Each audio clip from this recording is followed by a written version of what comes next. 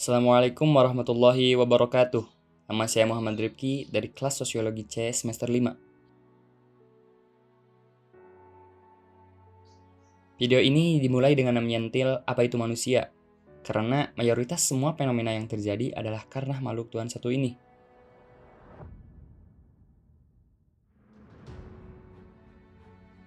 Pengertian manusia menurut Kamus Besar Bahasa Indonesia adalah makhluk yang berakal atau mampu menguasai makhluk lain. Dari definisi ini saja sudah jelas bagaimana superioritas manusia dalam menjalani detik per detik hidupnya di muka bumi ini. Menjadi sebuah bencana bagi hal lain selain manusia di bumi ini ketika mengetahui bahwa ternyata manusia berjumlah 7 miliar jiwa lebih. Dan itu yang tercatat mayoritas masih hidup. Dan yang sudah meninggal diperkirakan ada 100 miliar lebih. Gilanya, manusia berkembang saat ini bisa dikatakan terlalu cepat akibat dari banyaknya jumlah mereka. Bayangkan, dalam waktu 5 detik saja, terlahir 5 bayi manusia yang siap bertumbuh menjadi seperti manusia lainnya. Bukankah hal ini terlalu gila bagi alam? Laporan terbaru Perserikatan Bangsa-Bangsa memperkirakan bahwa populasi dunia akan mencapai 8 miliar pada akhir tahun ini. Akan ada juga pergeseran posisi negara terpadat dari China menjadi India. Pertanyaannya, apakah alam butuh akan manusia? Dalam pemikiran yang radikal, alam tidak sama sekali membutuhkan manusia, karena sedianya alam memproduksi apa yang mereka butuhkan sendiri. Could the Earth ever recover? Atmospheric carbon dioxide is absorbed by the vegetation that carpets the land. Global temperatures and sea levels begin to fall. As chemical pollutants break down and sink into the earth, rivers become cleaner. Animals and plants flourish. Is this a new Eden? Perhaps. The earth is a breathing organism that has lived with us for a fraction of its life.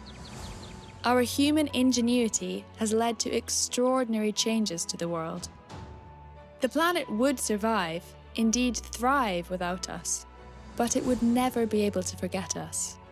Jika kita coba berandai-andai, manusia tidak ada di bumi ini, bumi akan menjadi planet yang hijau dengan rimbunnya hutan dan biru dengan bentangan samudra. Tidak ada yang namanya gedung pencakar, bentangan jalan, polusi, bahkan mungkin wilayah yang kekeringan. Karena usaha yang dilakukan manusia untuk memperbaiki alam saat ini hanya sedikit saja merubah alam, karena lebih banyak kerusakan yang dilakukan. Pada rentan tahun 2009 sampai 2013, bisa dikatakan bahwa Indonesia kehilangan hutan seluas 1,13 juta hektar setiap tahunnya. Jadi bisa kita ilustrasikan bahwa setiap menitnya hutan Indonesia hilang sama dengan luas 3 kali lapangan sepak bola per menit. Dengan laju deforestasi yang sangat tinggi tersebut, maka di tahun 2013 hanya tersisa sekitar 83 juta hektar hutan alam yang ada di Indonesia.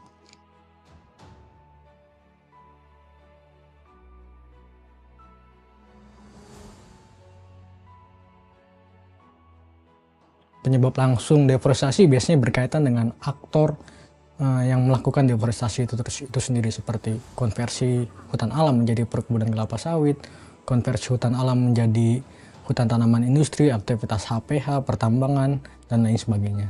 Sementara untuk penyebab tidak langsung biasanya berkaitan dengan hal-hal yang berbau kebijakan, baik itu di tingkat nasional, provinsi ataupun daerah, seperti RT RW, rencana perhutanan, dan lain sebagainya.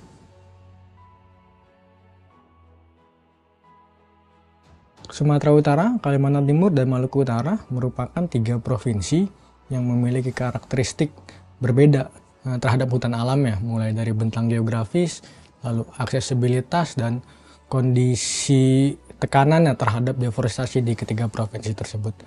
Dari data kami yang kami hasilkan, sampai dengan tahun 2016 ada sekitar 9 juta hektar hutan alam yang masih tersisa di ketiga provinsi tersebut.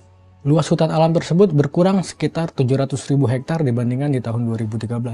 Nah, jadi kalau kita ilustrasikan, di 3 provinsi tersebut ada sekitar 42 kali luas lapangan sepak bola yang hilang setiap jamnya. Dalam pemikiran yang lebih radikal lagi, manusia memang bukan makhluk asli bumi. Manusia bisa saja merupakan tamu, pengungsi, atau bahkan benalu bagi bumi ini. mengingat perannya yang kurang memberi timbal balik yang baik bagi tempat yang ia tinggali saat ini. Are we alone in this cosmos? Is there life out there in the vastness of our universe? Or how did life even originate on planet Earth? The origin of life remaining one of the most baffling questions which has puzzled the scientific community. Life originated on Earth more than 3 billion years ago. The building blocks evolved from the most basic of microbes, which transformed into a dazzling array of complexity over time. But now scientists believe that life on Earth may not have originated on our planet and literally dropped from the heavens. Let's tell you what we're talking about. According to a new study, the most essential component piggybacked on meteorites traveling through the vastness of space. They landed on our planet. This is after a fresh examination of meteorites that landed in the US, Canada, as well as Australia. The study concluded that the 5 chemical components needed to form DNA and RNA were detected in these meteorites. DNA is the molecule that carries genetic instructions in living organisms, while RNA is crucial for controlling the actions of the genes. Danny Glavin of NASA's Goddard Space Flight Center in Maryland is the co-author of the study. He says that this confirmation of an extraterrestrial origin of a complete set of nucleobases found in DNA and RNA bolsters the theory that meteorites were an important source of organic compounds necessary for the emergence of Earth's first living organisms. Our planet formed roughly 4.5 billion years ago. In its infancy, it was pelted by meteorites, comets, and other material from space. The planet's first organisms were primitive microbes in the primordial seas, and the earliest known fossils are marine microbial specimens dating to roughly 3.5 billion years ago, although there are hints of life in older fossils. Supporters of a hypothesis known as panspermia believe that life has been seeded by extraterrestrial objects. The building blocks and even microbes were shared via meteorites traveling from one planet to another or were brought by comets or space dust. For decades, panspermia has been dismissed by many experts as dubious pseudoscience. But now this new finding has given new impetus to the theory of the origin of life. Lantas, bagaimana perjalanan manusia menyakiti alam? Manusia pada zaman dahulu memenuhi kebutuhannya dengan cara berburu dan memanfaatkan alam sekitar. Oleh karena itu, mereka memiliki kebiasaan berpindah-pindah tempat atau nomaden, sebab kurangnya keahlian dalam memproduksi makanan. Namun, hal ini masih belum menjadi masalah bagi alam, sebab jumlah manusia yang masih sedikit dan juga tidak mengeluarkan emisi, kecuali dari feses mereka, dan itu pun mungkin bisa menjadi pupuk tersendiri bagi alam. Sampai sini, manusia masih menjadi tamu yang baik bagi alam.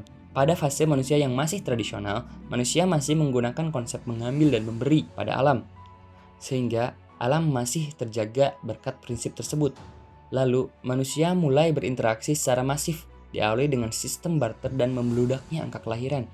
Dari sini, manusia mulai mengeksploitasi alam karena kebutuhannya yang sudah tidak lagi terpenuhi dengan cara yang tradisional. Salah satu peristiwa yang menggambarkan hal ini adalah revolusi industri di Inggris, yang mulai menggunakan mesin uap, dan bahan bakarnya adalah batu bara yang ditambang. Peristiwa ini juga menjadi cikal bakal dari teknologi yang kita lihat saat ini. Lalu, dari perjalanan yang singkat tadi, apa limbah interaksi yang dihasilkan oleh manusia? Manusia berinteraksi tidak lain untuk memenuhi kebutuhannya. Kebutuhan sandang, pangan, dan papan. Semua kebutuhan itu menghasilkan limbah. Bukan hanya menghasilkan limbah, namun juga mengeksploitasi alam.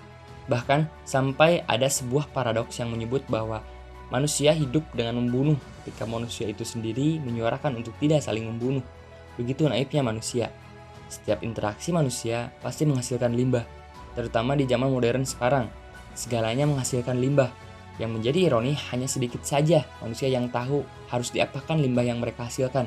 Dan dampaknya, bumi harus menanggung apa yang bukan menjadi tanggungannya. Ironi ini seharusnya dipikirkan oleh manusia, bahwa mereka adalah seorang tamu dan selayaknya tamu harus sopan akan tuan rumah.